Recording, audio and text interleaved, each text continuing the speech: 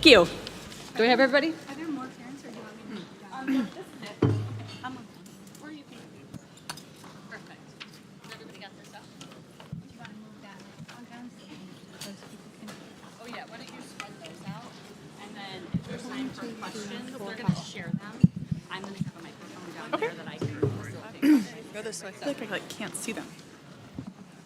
So everybody have waters. Oh, I'm gonna take a picture while we're getting transitioned here. Okay, everybody smile. Kidding, I can't see anyone's faces, don't worry. Okay, hi everyone. I am Kate. I'm a bit in the back most of the day. I'm with Finding Cooper's Voice. I am also a parent. I have 4 kids. Like my joke earlier, entirely too many. Cooper is 15, Sawyer is 13, Harbor is 7, and Winnie is 4. So I feel like I'm covering the spectrum of parenting right now, I guess except for young adulthood. I'm not quite there yet. So excited to be up here with these individuals. I'm going to let each of them introduce themselves. So we would love if you shared your name, your child's name, age, and one thing you love, please. Maybe if we just go right down the line. Sure. Good afternoon, everyone. Thank you for being here. Lisa Armanda. My son is Bill Armanda. You saw him earlier this morning. One thing that I love about him is his just joy for life and willingness to try new things. I love that. Hi, I'm Jen Sykes.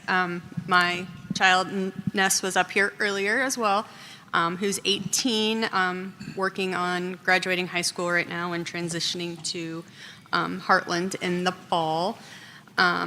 One thing that I love about him that is kind of contradictory or what's special is he's hugely empathetic. There are so many things that you wouldn't think would have phased him or be aware of, and he is just beyond empathetic to people. Hi, I'm Lori Moreland. My daughter Lindsay was up here this morning. She's now 32 years old. And one thing that I absolutely love about Lindsay is that she has worked so hard with her art. She's a self-taught artist, and that has become a job for her along with her target job. My name's Maddie. My son Walter is 6 now, and he gives the best snuggles.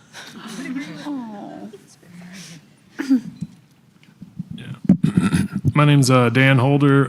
My son is Griffin Holder. He's 6.5 years old, and he also gives very good snuggles. I don't know if it's for sensory regulation or not. And he also he has a borderline inappropriate sense of humor that's very peculiar to him. They unlocked his body parts page, and he likes stimming out to some of the words there, which is developmentally appropriate, perhaps. So we're.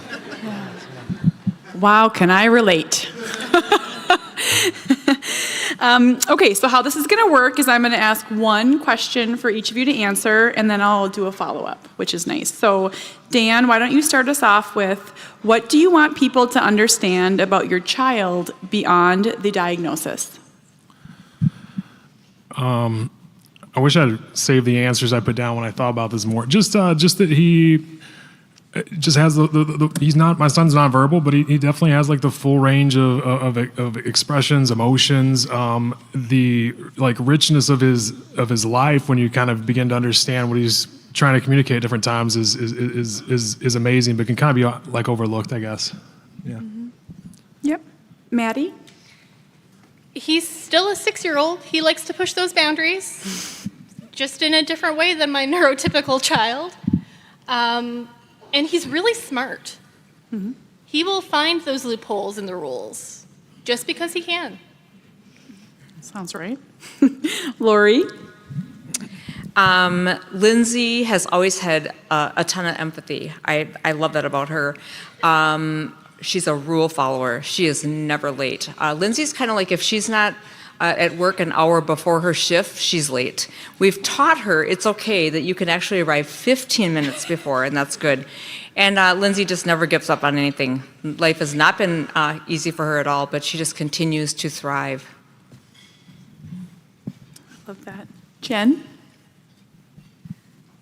I would say probably Nick's ability to mask. I never really understood what it was per se until he got older and started kind of realizing some of the things that he was internalizing or the ways that he would demonstrate them later or not necessarily be able to verbalize it at the time, but then later it would, like weeks later, it would randomly come out. It was like, oh, that's what was going down that day. So the fact that he's not necessarily going to be one of those that's going to show you his distress, but it's definitely there. Yep. Lisa? I would say Bill is the oldest of four. I have four sons. I sometimes say I wish I could take all of their different abilities and pass them out equally, because Bill got the lion's share of just sheer grit and determination that I wish my other ones had a little bit of. He just, if he decides, I know we talked about earlier, he was a marathon runner. He was not an athlete in middle school, grade school, high school, not an athlete. But he, during COVID, looked for ways to connect. The only things that were connecting during COVID were outdoor activities. And so running was something that he could do. And then once he put his mind to it, when he first said that he was going to run a marathon, I kind of thought, yeah, well, whatever. But no, he was amazing, trained. That determination was something that you just can't replicate. Yeah, I think each of those things, still today when people hear autism for the first time, they'll think of things in their heads. And often I'll hear from people still that it's Rain Man. And it's like, that's the one thing that people, it just blows my mind, but so unique, so individualized. Lisa, follow-up question. What makes Bill who he is today beyond any labels or support required? I think I just answered it, is determination, but he's also, again, empathetic, compassionate, really, and polite. Of all my four sons, he'll see someone and rush to open a door. He'll, see someone in need and help to carry their bags. He really is observant of those things, and it's really carried him forward in life. So, beautiful. Jen, what are important ways Ness shows you who he is, even if not always verbally?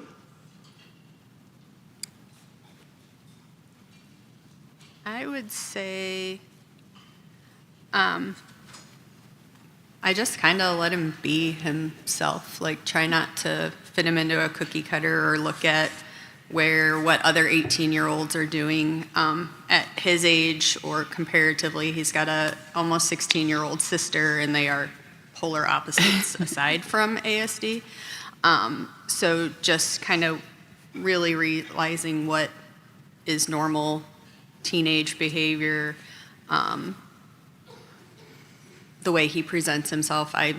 We're in this new phase of he wants to grow his hair out, so I'm letting that roll right now and fighting with that, and then learning how to, style it and do things like that. He could care less what he wears. I wasn't going to fight him today for sweatpants and a sweatshirt on his public speaking event, so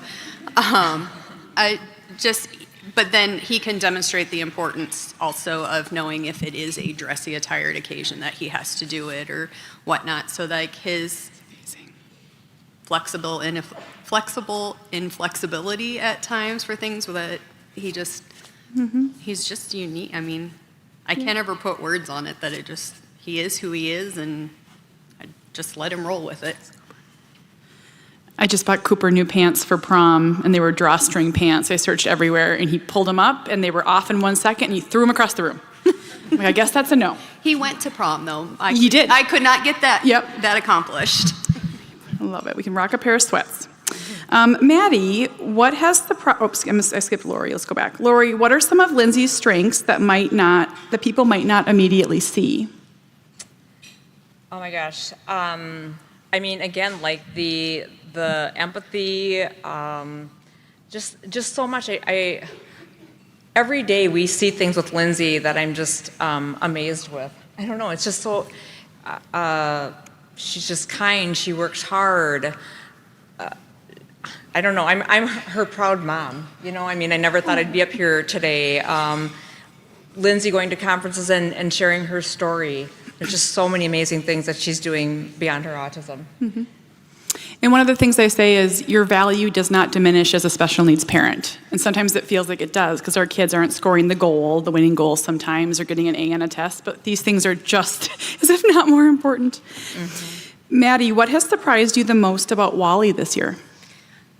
He started kindergarten this year, and about 2 weeks into school, his one-to-one TA and I looked at each other. Is he reading? And yeah, he reads at about a grade 2 level without any conscious effort to teach him. Amazing. So that was kind of shocking. Just wait until you can't spell anymore. That's amazing. Dan, what does this transition into public school feel like right now for your family? I think the challenge is that I've worked in public schools. I used to be a director of special education when we had my son, and if you think that qualifies you to be the parent of a child with disabilities, it doesn't. I've definitely learned a lot on the parent side of the table now. To be the parent I wanted to be, I had to take a change in career. So like you mentioned, learning to shift your own identity and maybe career aspirations or things has been a challenge. But I think in some of the roles I worked in previously, you kind of see some of the cases that usually reach you are the ones that are of things not going well, and you sometimes see the things that can happen with students that don't have a voice at times. And so, I always pushed inclusion, always pushed, and so it's really weird being a parent now on this side because I definitely feel that nervousness about wanting to protect my son and almost wanting to make fear-based decisions for him, right? Even though the facts may not support it. So there's definitely a lot of fear, but we know there's no special needs city that you move to when you get older. We know there's no special needs Target that's smaller, that you get a smaller checkout line and someone to walk around and shop with you when you leave. So I mean, we know that we have to be brave for him and in our case, he's incredibly brave, so that makes it, anytime I'm worried, he's happy, he's excited, and so I have to, monitor my own fears there, but yeah. But can we build a special needs city? I would like, see me after, just kidding. Or if you have $1 million. Okay, let's go back to the early journey. What stands out most about your early journey? Think of diagnoses, services, first supports. Lisa, can we start with you? Sure. What about the early journey do you want to know? What stands out? So, like, when you think back, because how old is your son? He is 32. 32. When you think back, maybe think of what you would share with a new parent, or what was the beginning like for you? So for me, Billy being 32, diagnosis wasn't as prevalent as it was. So it was just fighting to get that diagnosis, get that label. I knew something was wrong. We worked with the school district starting in kindergarten all the way through. And we kept having these meetings. And my background, I'm an attorney. And when I would go to these meetings, everyone started talking about the law. Well, the law says this and the law says that. And when I went to law school, there were no school law classes. So I really didn't know what they were talking about, but I figured that I really should probably figure out what they were talking about. So when we finally started going, getting serious about these meetings, I asked for all the different resources and started realizing that what they were quoting me wasn't actually what the law said. So those early resources became such a strength for me, and actually I wouldn't be doing what I'm doing today without Bill's diagnosis and where we went, because at that time I really needed to know all of those legal aspects, because they were fighting so hard to not diagnose him and allow him to have an IEP that it really took everything legally to be able to get that label so that he could get those services. I often say it feels like you're playing a game, you don't know the rules. Exactly. Yeah. Jen, how about you? What stands out from the early beginning? I think probably the frustration with, I can say the same thing, like I knew something was off. If you look back on my Facebook posts where I used to threaten that I was going to sell him every day because he was his own person, he was going to do his own thing, and he was smarter than I was when he was 5. He could find those loopholes. It was a challenge to say. But I always knew something was off, and I kept bringing it up to the pediatrician, and I kept getting, he's quirky.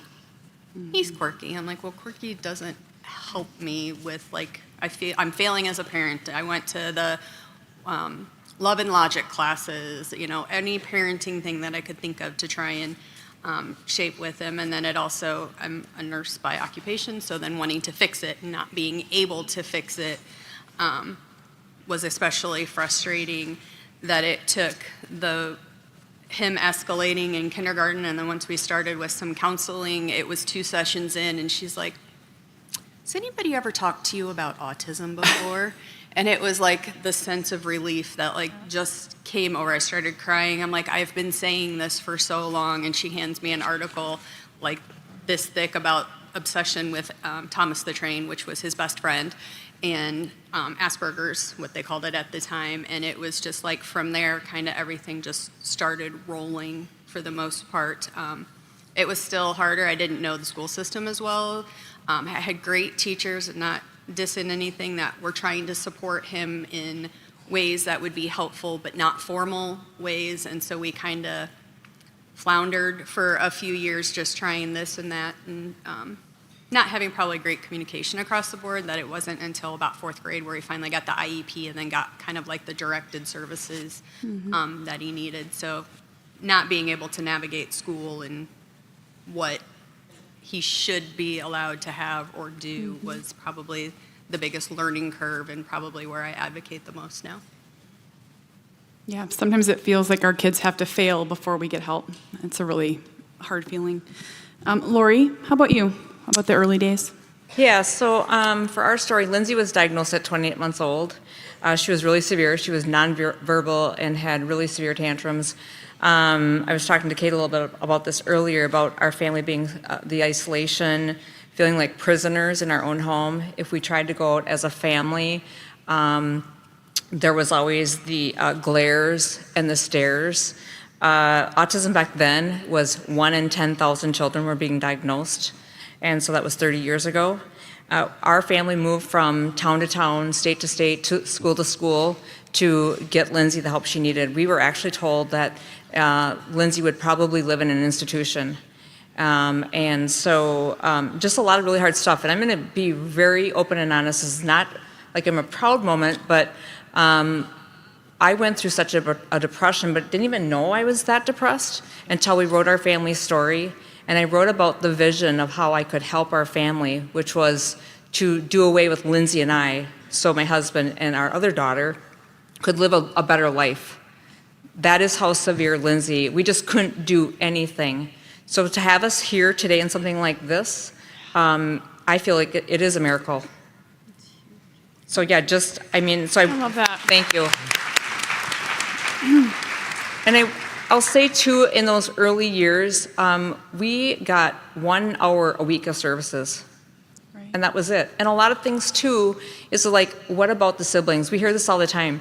What about our daughter Brittany? I mean, she has had to struggle with this. It's really, really hard. But again, it's raw and real, but I'm not here to sugarcoat autism. It's very, very hard. But we're also the joy of autism. Our friends are based around autism. Thank you. Yeah. Maddie, how about you? So Wally was truly a COVID baby. He was born February 2020, late February 2020. And we were blessed to be one of the few children our primary care practitioner was seeing. When he hit the 12-month mark and he wasn't meeting milestones, she referred us to early intervention.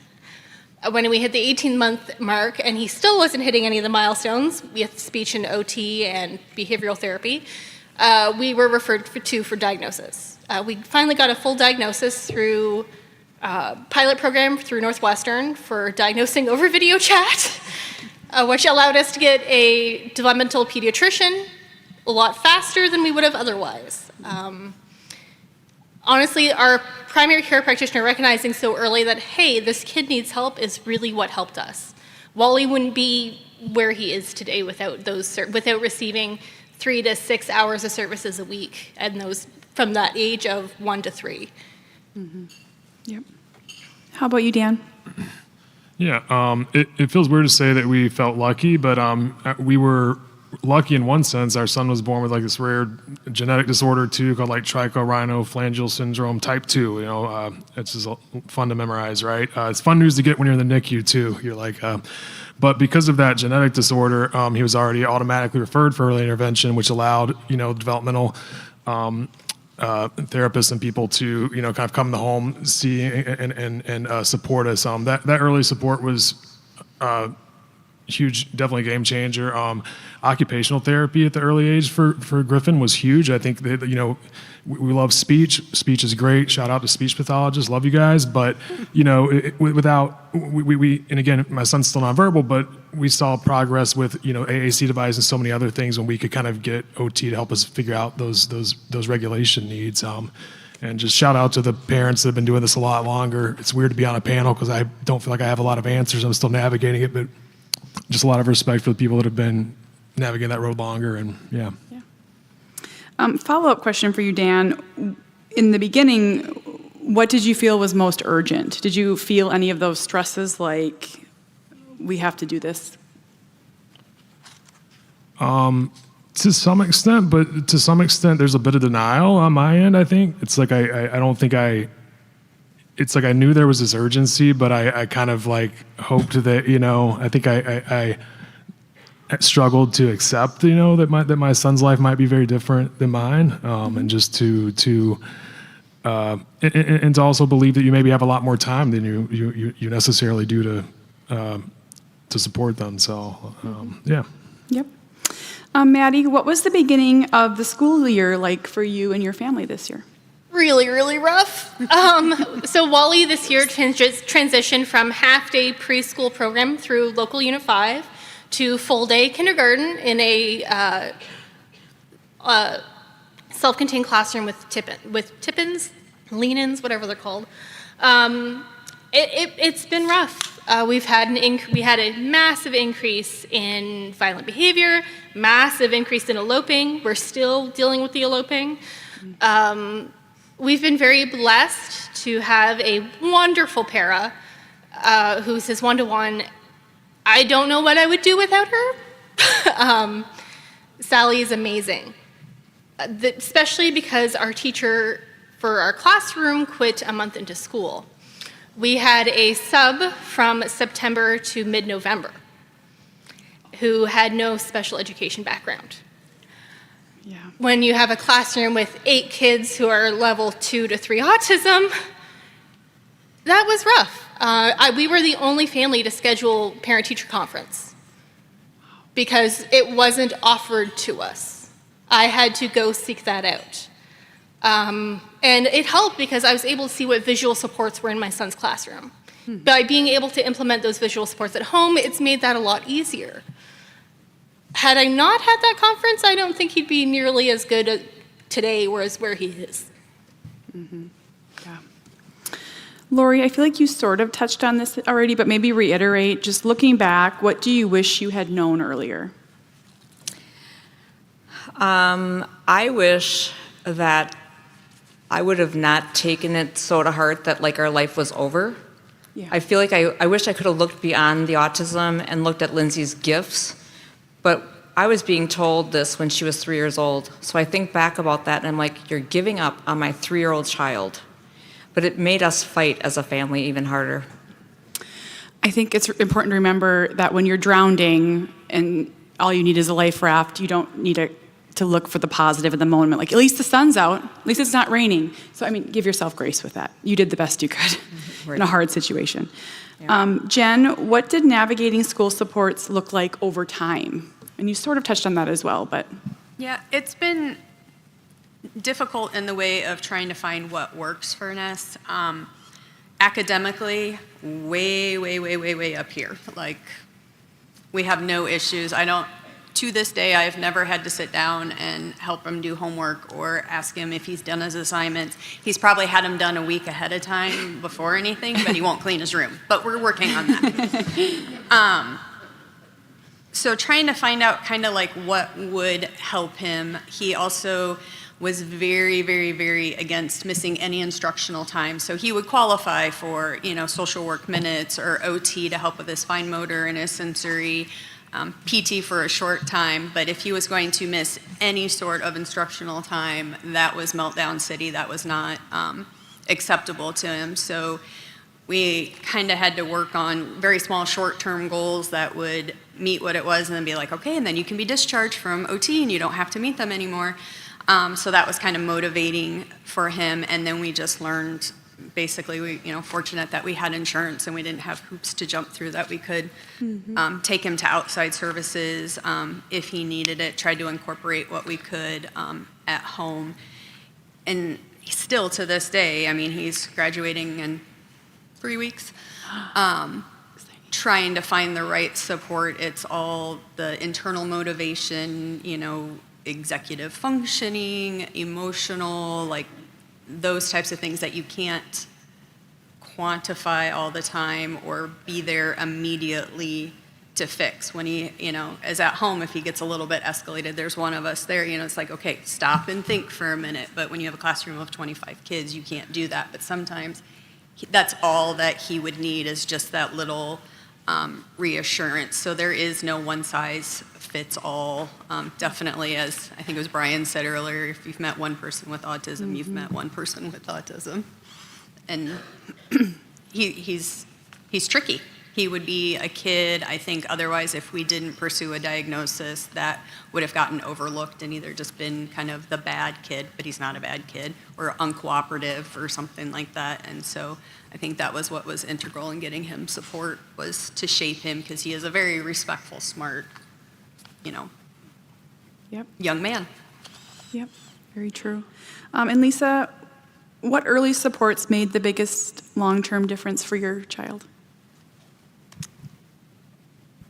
I think it's actually a after-school activity we did. We got Bill into acting, and he started doing plays, and it was really just a way for him to get socialization.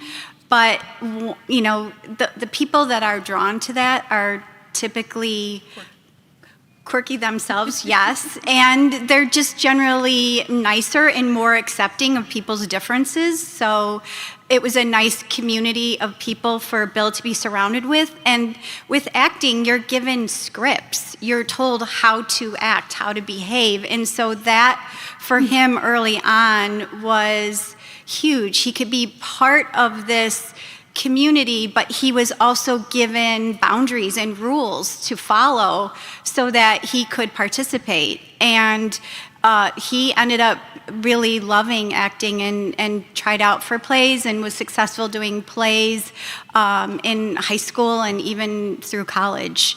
So I think that was a huge, I'm looking at him right now, I think it was a huge help for him. And what encouragement would you have for parents that are afraid to try something new just out of fear of it not working? Specifically me.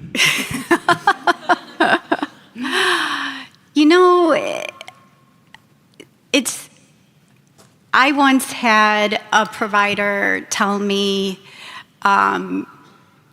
we were doing a check-in, and the provider said to me, "How's everything going?" And it was just one of those rare moments that things were clicking, because K through 12, it really wasn't always that way. It was really awful for most of it, but this one brief, time in third grade, things were going really well. And I said, this is great. And he said, oh, that's terrible. And I said, what do you mean? I said, I'm happy, he's happy. And he said, that means that he's not progressing. He has to be a little uncomfortable, and you will have to live with that. And I was so angry, upset, like it devastated me for years that I couldn't have a child that got to just be himself and happy. But I also thought about it, and I understood the wisdom of that, and also my discomfort. So if you have a child that's willing to do something, just be brave enough to allow your child to take that lead and make that leap of faith, because it's you oftentimes hold back because you're protecting your child. I had a mom say to me one time, you're doing him no favors by making his life easier. And it was hard to hear, but I think it was really correct. Dan, let's go to you. What has made the biggest difference in your child feeling supported and successful? I think this is I think occupational therapy and us learning just how different he is when he's had an opportunity to do some of the things that are very regulating for him. And I think along with that is just a level of patience, right? When it comes to like what helps him is he always surprises us. Like someone said earlier, they're surprised by the progress their daughter makes at different intervals. And like every few months, our son does something that we weren't sure he would do, didn't know when he would do. And so I mean, we see him. I remember like the first time he was it tummy time where you're like rolling over, and he like did it one time randomly, and they didn't do it again for like 3 months, right? So it's like he does that with different things. And so I think just us learning that like the time frame we want things to happen versus the time frame that he's gonna make things happen is different. And so just being patient and accepting that, and then realizing he follows his timeline. He doesn't care a lot about ours. And And the success is just as sweet, even if it happens later. yeah. Maddie, how about you?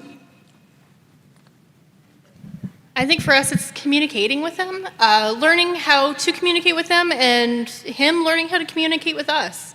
We are a bilingual household. I am Canadian from the part of Canada that's half English, half French. So when I'm overtired, my English side kind of falls off. My poor husband, who doesn't speak French, gets very confused.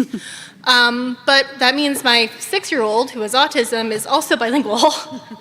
And that's a struggle sometimes, especially when I get text messages like, he said this word, what does that mean?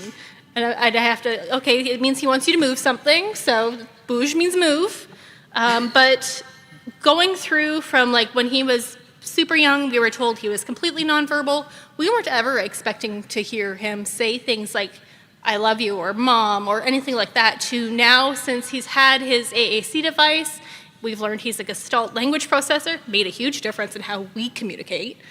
And being able to script has helped us build his communication so he's not getting frustrated as much. I find the meltdowns decrease significantly when he understands what we want from him and what to expect from things. And like I said, communication is really what has made supporting him so much more easy. Same for my son. Lori, how about with Lindsay? I would say for support, definitely Target. That is huge. Because back several years ago, we were not able to get her employed. She had 5 interviews with 5 rejections. And I actually went to an interview with her at the YMCA after we were told that, they would hire somebody with differences. And my heart just sank, because Lindsay's a person who is going to memorize questions, answers. She really talked about that this morning about, she's been taught this, it's okay to have clarifying questions and answers, but she's almost become, it can be obsessive. And so we were working with her on employment to become an educator, paraprofessional. She was going to college for that. And when that wasn't working out, that is when I went with her with that interview, and my heart sank. because they were talking about things completely different. But she had just memorized everything we talked about the day before. So I just couldn't believe it. But then when she was able to go by, during COVID is when the YMCA had shut down, and she was living at home with us at that time, and she's just devastated that she needed a schedule and she needed a job, and she was really upset, and we kept on trying to reassure her it was okay. And when she came outside and said to me, I applied at Target, and I went, what? And then I said, well, did you update your resume? She's like, I already did. And she was just like, I did this. And then when she came home from her interview, and she's like, I got the job. And I asked her for like a week. I'm like, well, when do you start this job? I don't know. They're going to call me. I'm like, well, how do we know you got this job? Did you understand? Where's the clarification? She's like, I told them after our interview, or 45 minutes into it, that I have autism. And they said, thank you for sharing. You're hired. And so, but I asked her for a whole week with this, and she couldn't tell me. But really, that whole thing with Target, that piece of like, I had connections with them right away. I emailed the director, human resources. They said to us that it was like her second family is Target. So that support was huge and life-changing for our whole entire family. That's amazing. Jen, how about you? I would think that it's probably just that Ness knows is we're in his corner no matter what. I always tell him I'm his biggest cheerleader, and he rolls his eyes. And Dad and I fight over the title of who's his biggest cheerleader. But I think he knows it's very hard to, like you said, let them falter a little bit and be uncomfortable with being uncomfortable. Today was an example. He was a little uncomfortable before we got here today, so I wasn't quite sure how that was going to go down. But we always try to make him a little uncomfortable, but also try to put people in his place. I can't say enough good things about the school district that we've been in and the people that have come into his life, that he's kind of always got a village peripherally. He may not fully embrace it or know, but there's been times where he's surprised me that he's sought out random people that I wouldn't have thought he would gone to ask a question to, or for support, or if I'd say, what would you do with, and he's like, blah, blah, blah. I'm like, oh, okay, well, you do got it, I guess. You know, what do you need me for now? So I think that he doesn't have to worry, I guess, about failing deep down. He does worry about crippling college debt and paying his taxes and writing a check, like all these random things, but he will still believe us when we're like, it's okay, we'll get you, we got you, we'll talk through this. And so it's just kind of the continued conversation, as you were saying, with him to make sure that he knows that it's always an open door that we can chat. Mm-hmm. And Lisa, what's helped Bill the most feel supported and successful? So I think, there's like a dichotomy of experiences because we have, two 32-year-olds, and there wasn't a lot of support for those younger years, but when Bill was in high school after a tumultuous due process hearing, we were able to get him in ABA therapy, and I realize it is a little controversial, but he will say to this day that is the biggest support that has helped him now. It really was a game changer for him and our entire family. It has allowed him to live the independent life he is living now. So, as controversial as it is, it really helped us. I'm going to hop to the next question on challenges and growth. Dan, what has been hard, and how has that changed? Your kiddo 6? Yes. In the last, yeah. You're new, but still, I'm sure there's some hard parts. Yeah. Yeah. Just thinking about, I was looking at the question, kind of like what worries as we look ahead. It's like, I'm sure it's similar for everyone here. the algorithm picks up everything, right? So I'm sure it's hearing. And we're doing. So I saw this video the other night. It's like an 86-year-old mom taking care of her 60-year-old son with autism, right? I lost my dad when I was 13, and so I how do I take good enough care of I sold my motorcycles when we had my son because I was like, all these things, but it's knowing that most individuals with his genetic condition as well have a level of intellectual disability, right? And so there's just a lot of fear with what happens, when we're not there, right? And that's. And again, I think if you have a neurotypical child, you probably have those same worries too, right? But I think knowing that at this stage it looks like, and we don't ever want to set a cap for him, but knowing that he couldn't be more dependent throughout life, so that's part of the worry. But there are a lot of just really tiny, small worries. Like I make scrambled eggs for him every single morning. He loves them. It was one of the rare foods that he was willing to try beyond his kind of. But so I remember just the other morning I was thinking like, God, if anything happens to me, like who's going to know how to cook eggs the way I cook them, exactly the way I do. He may never eat someone else's. So I was like, I got to write this down somewhere. Like I got to put it in the will, or, how do I make sure? Maybe there should be a video of me. Do I come up with steps for him to learn how to cook eggs? So there are these little things where you just worry about how do you make sure that those things are in place. So I think I worry about in the future. And then he has part of his genetic condition too. He has these bone exostoses, these growths that happen over time. They're monitored, and we're very thankful for the physicians that are working with him. But he has one that's growing between where two bones meet. And I'm not I'm not an anatomy expert, right? But maybe it's the tibia and fibia. Those sound right. So the growth is kind of pushing those apart, and he's going to almost certainly at some point need surgery, right? And so I think of all the things you can prepare your child for, it's hard to, how will we help him understand that he's going to wake up and have had something happen to his a major surgery and not be able to move? He loves running, he loves popcorning off of things, and so, I have to try to remember those moments. Like, how do you know what's good and bad?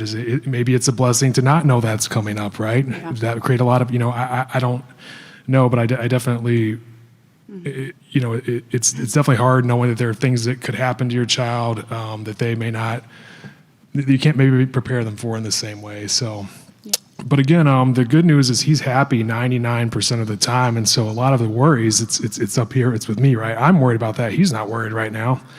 So trying to balancing that, worrying about the future, and just how do you stay present for your child and make the most of those moments you have and all that good stuff. Yeah. To answer that first part, you need to write a letter of intent.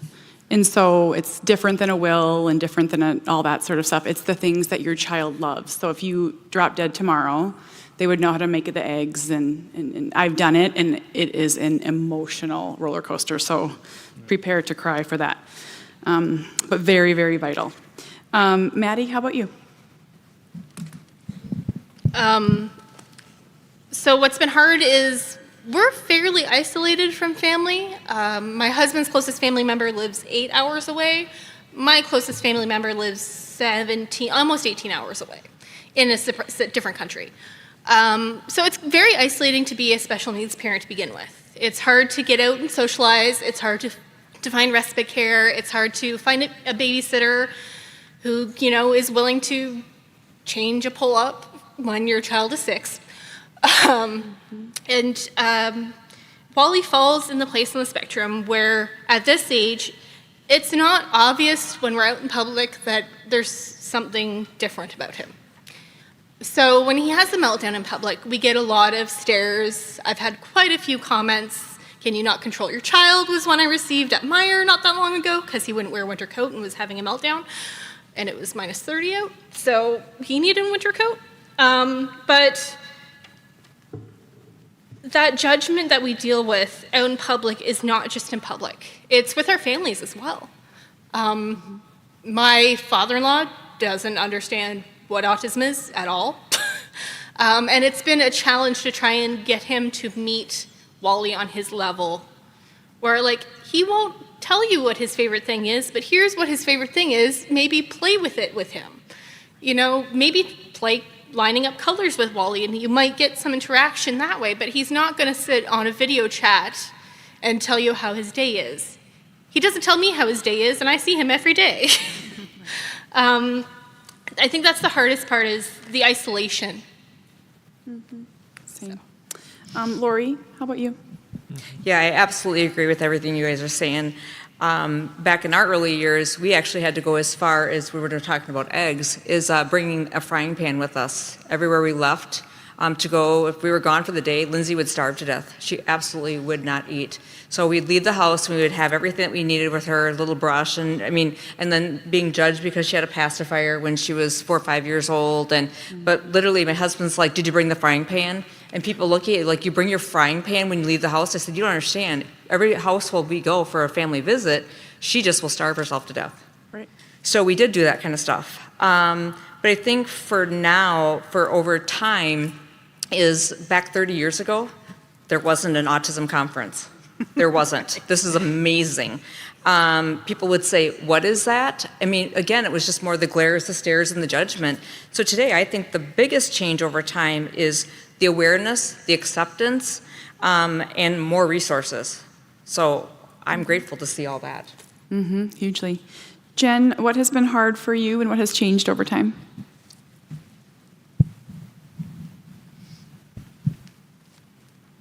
Probably the hardest is letting go in ways of letting him lead. The being uncomfortable thing again. And I mean, he amazes me every day. There's things that he comes up with that I have no idea where it came from or that he was in that process of whatnot. So it's definitely, and not having control. It's a little hard when you're the mom not to have control. And now that he just turned 18, so we're navigating all of that stuff, which is a whole different world when they are no longer a minor.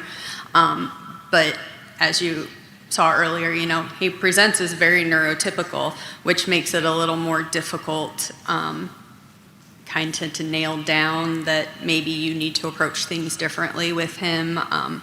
That kind of becomes my biggest fear, is that there's just going to be one day where he has a bad day where he's not going to mask when he's out in public, and somebody's going to mistake the inflection in his voice as it's passion, but they're going to think that he's being aggressive and something negative happens. So like my worries before of, am I going to send him to kindergarten in a pull-up, and is he going to be able to make a meal by himself, and now is he going to live independently? It's neurotypical mom worries in a way, but then there's all the little nuances that add into it that are hard to help support when it's not a glaring disability.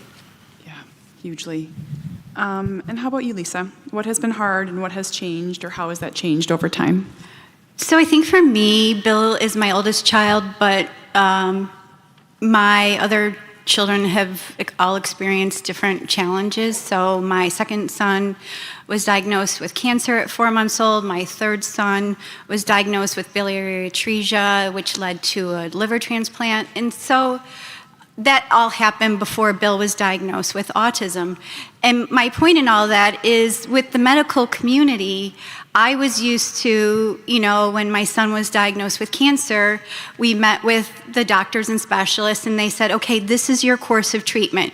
First we'll do surgery, and then if that doesn't work, we will do, we'll amputate his arm, we'll do chemo, we'll do radiation, we will do all of the different things. And then if this doesn't work, there's a plan C. And if this doesn't work, there's a plan D. And it was the same for the liver transplant. So when Bill was finally diagnosed with autism, I was expecting there to be a plan A, a plan B, a plan C, and a plan D.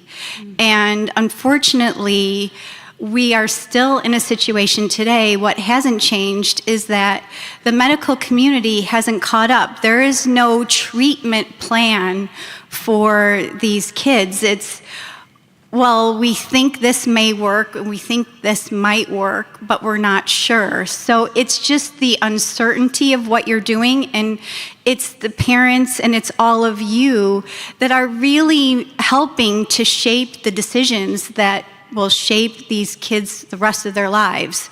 So I'm so happy that there is this forum out there, but it is also for us parents extremely scary because there is no course of treatment for someone that gets this diagnosis. Yep. We have time for one more question. So Dan, let's go back down to you. What do educators and professionals get right, and what do they sometimes miss?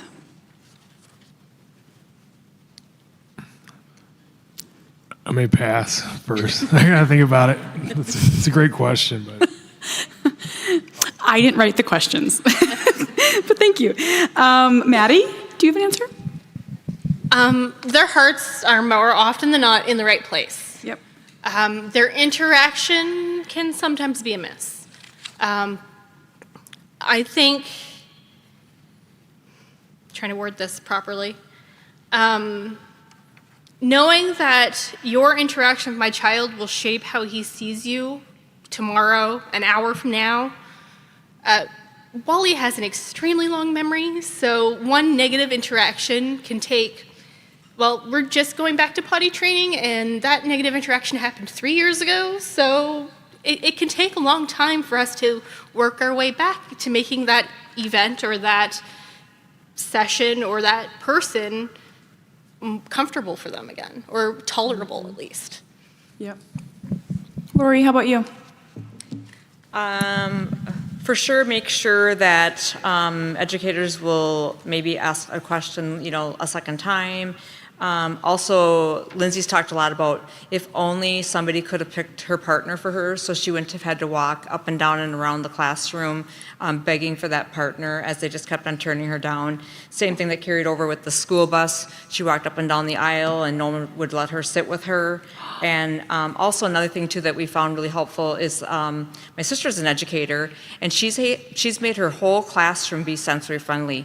So she literally has everything, no matter what. You don't have to be spectrum, you don't have to have special needs differences. The whole classroom is made for everybody, so no one is excluded. It's amazing. Jen, what do educators and professionals get right, and what do they sometimes miss? I think it's probably a matter of recognizing the kids that are flying under the radar. You have data sets and data day, and you sit and you talk, and data doesn't tell you everything. It doesn't tell you what's necessarily going on when you have certain interactions with kids. That be aware of the whole child, even if they don't have a diagnosis, though. If you notice, for lack of a better word, the quirks, support those, and like you said, be inclusive in your classroom. Keep fidgets, make it normal to have the lights out, or alternative seating, or take a break, that it doesn't have to be earned to take your break, that if somebody just says I need to go take a break, that you honor that within reason, obviously.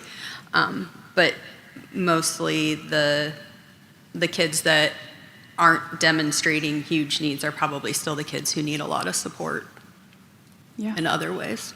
Yep. Lisa, how about with you? I think that I'm going to start with what you get wrong. Sorry, but I'm going to end in the positive.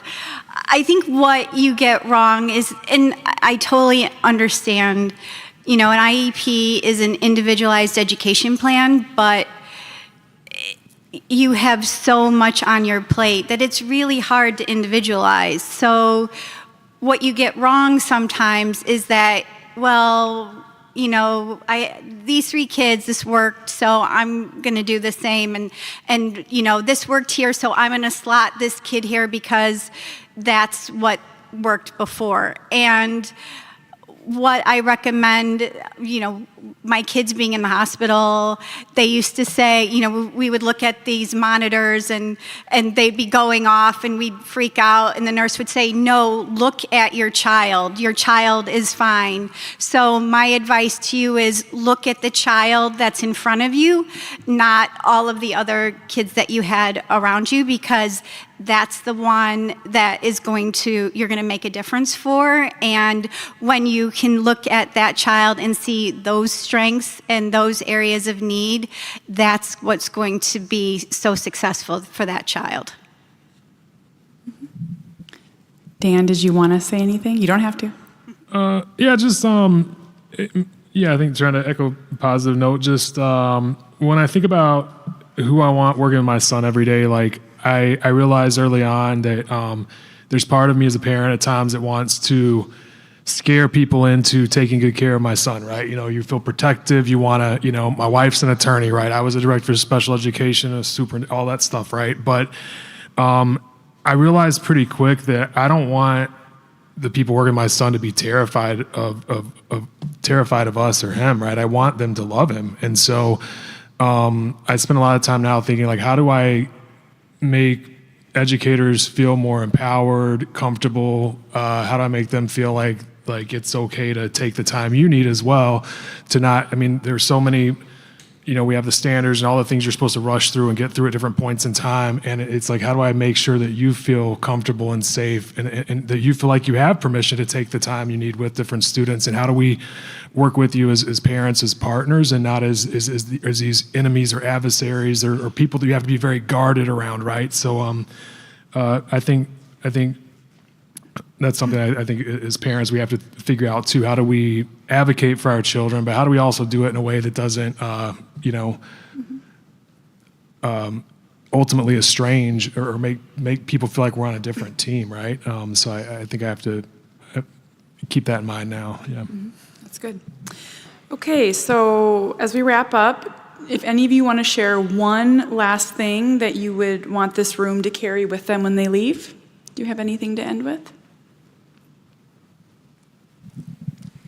My biggest thing would be for teachers and social workers and whoever else is in this room, communicate with the parent. If you find a visual that's working, fantastic, forward it to the parent. Parents, if you find that, hey, this snack is working good as this is a great thing to use as a tool to get him to pull up his pants, great, send the food into the school, let them know. That communication where it's more collaborative and not combative makes a huge difference. If I hadn't had to fight for knowing what visuals my son was using in school this year, it would have been a lot easier to get him to do things like hang up his backpack. Now he's doing it at school too.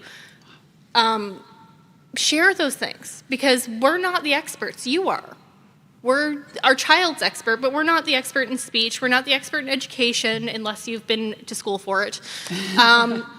We're just parents doing the best we can.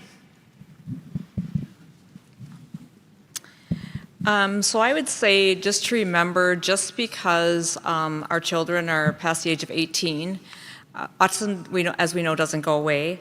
And so I'm going to share a couple real quick stories. Recently, Lindsay was filling out her taxes, and she had thought that she had a way that was going to work, because this is challenging, and she doesn't understand it. And so I watched her, and I said, Lindsay, what are you doing? And she pulls up her phone, and she had pictures of last year's tax forms, and she was going to fill them out the same. I think about that as that could get her in a lot of trouble. She did not report that she had sold her townhouse with her sister. And then, an oil change. She went and got an oil change, and the person said, oh my gosh, you have an oil leak in your cars, whatever. And she came home and she said, I'm a horrible car owner, and my car's going to blow up, and I couldn't hardly make it home. And they charged her $600. Now, without my husband and I just say, there's no oil in this driveway, no way. And we advocated for her. But it does go with a lot of what are we going to do? You think about it. 30 years ago, 1 in 10,000. I keep on saying, we have a massive situation today. What are we going to do with all these? We're going to someday not be here, and our children are going to be. And it is the biggest fear of parents of what are we going to do when we're no longer here. So I thank educators all the time because we need you, and I appreciate every one of you in this room. I think for me, with my role as an attorney, I was an advocate, I was a monitor for Chicago Public Schools, special education programs. I've been to a lot of IEP meetings, and the one piece of advice I would give all you is that transition planning is not something to be done in the last 5 minutes of an IEP because it is the road map for where this student is going to go. So you need to put, oh, thank you. You need to put it first, and it needs to be always in the forefront. Where is this child going? And then what are the steps to get there? That is how the IEP should be built. So please, please, please start really focusing on transition planning. Good. Yeah, just thanks for listening and being curious. Appreciate you guys. Just That was thanks for giving amazing. us Can we get a space. round of applause for them? It's so good.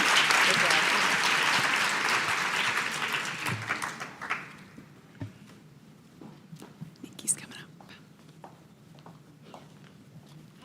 Come up here. I think I'm teary.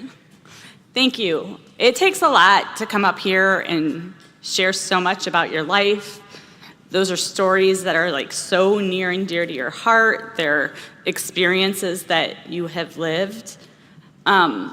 So I guess my one request is think of, again, how I started this morning, think of one thing that you can do and do better. That's our goal, right? What information can we take away from today to do better? So thank you so much.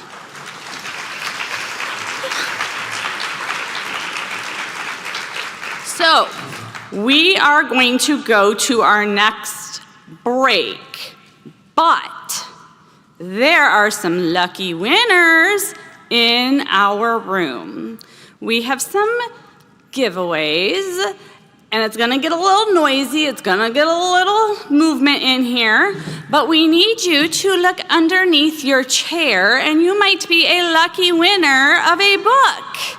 And if you are a lucky winner of a book, woohoo!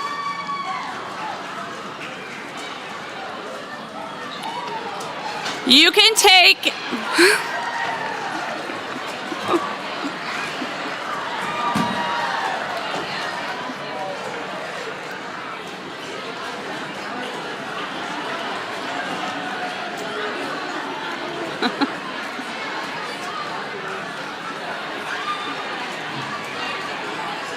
So to claim your book, you will go straight back to the help desk and you will be able to pick your book up. So you can do that on your way out to visit the last round of exhibits. So go visit those exhibits and we will meet back here at 2:45.